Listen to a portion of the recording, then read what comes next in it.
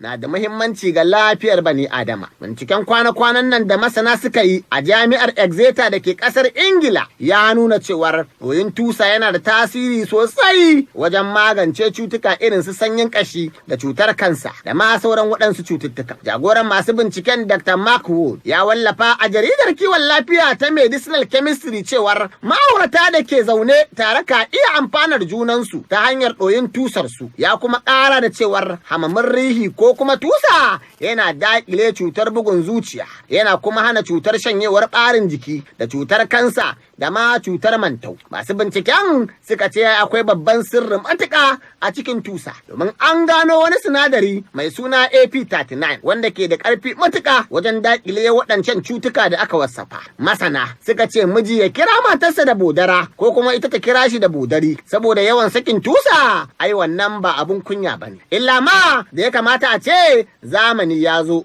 da za a ringa rububin miji ko mata da suka yi suna wajen sakin tusa, musamman ma dai idan tana da ɗoyi sosai, wacce kuma aka ce tana kunshe da sinadarin AP39. Kar kenan ashe ga masu hankali, duk sanda miji ya ji rihi ko kuma tusa, kyautuwa yayi matarsa ta yi gaggawar miƙa masa hancinta, shi kuma ya saki daga nan a juya a tafa, a yi hamdala an yi abin kirki kenan. Haka ma ita mata idan ta ji tusa to kawai ta nemi inda oga yake ya ba ta hancinsa ta sakan masa bam, amma fa mai ƙara lafiya. Allah ya samu dace. Ita kuwa shararriyar